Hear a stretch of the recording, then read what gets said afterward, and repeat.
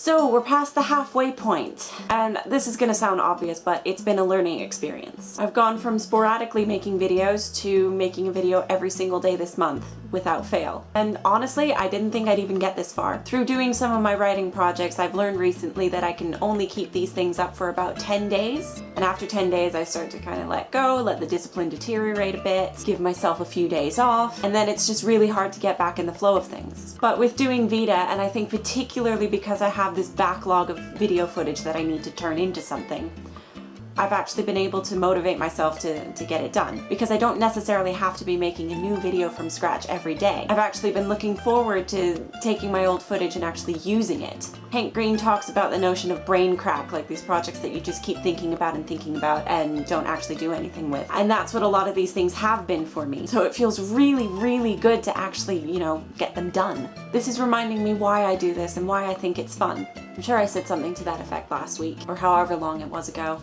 10 days ago, something. But since I have made such a commitment to this project, and since I've got so far, it seems silly to miss out a day for a video, just give myself a full day off. I have had to confront my behaviors of being this sort of all or nothing kind of person. Like last year when I committed myself to writing a novel. Not just to do it, not just to work on it X days a week or this amount of time. No.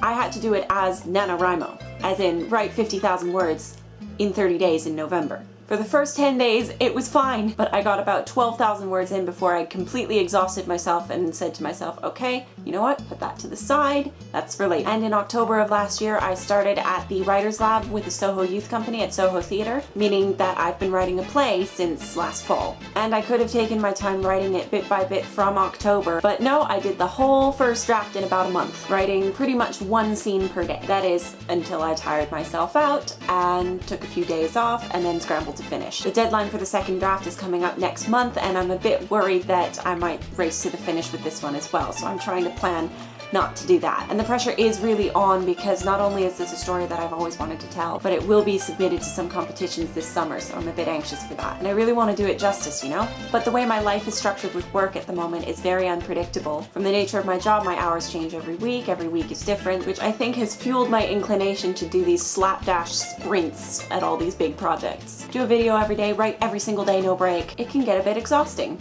I am trying more these days to fit in some rest time, like solid downtime. But what ends up happening is, since everything is squished into 1 or 2 days, I end up planning for how long it will take in ideal conditions. And this is why when I do song covers, it takes so long between the videos. I'll end up recording the track over the course of a month simply because I don't have as much time as I think I do. With singing and acting and performing, your body is the instrument. And sometimes when I'm under that time constraint, I tense up. Oh no, how long has my lipstick been smudged?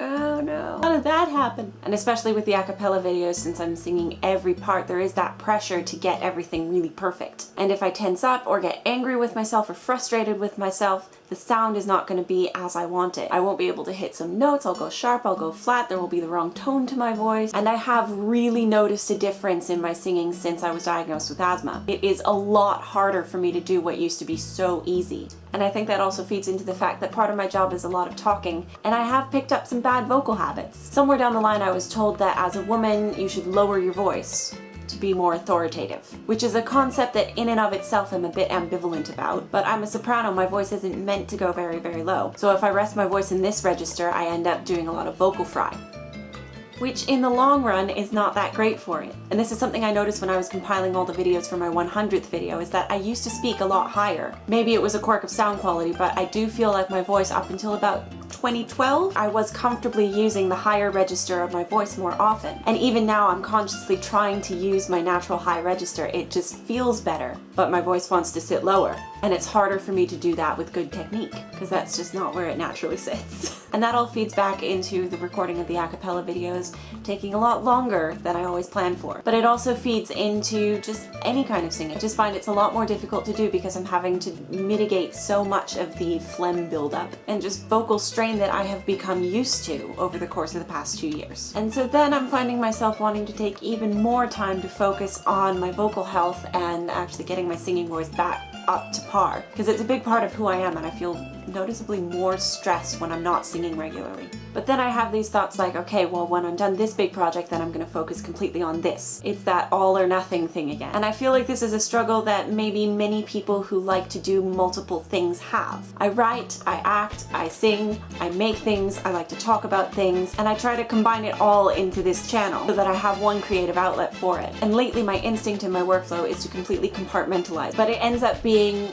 less this is the time for this is the time for that, this is the time for that, and more, okay, 100% this, 100% that, 100% that, and all the other skills fall by the wayside, and I'm just playing keep-ups all the time. This VEDA thing is definitely kicking me into shape a little bit, and I'd be interested to hear if any of you have had any similar experiences. So let me know in the comments if you've had any struggles with workflow and if and how you've resolved them, and then afterwards you can check out more videos from me here, and you can subscribe here. Thanks so much for watching, and VEDA continues tomorrow, so I'll see you then. Bye-bye. Cool.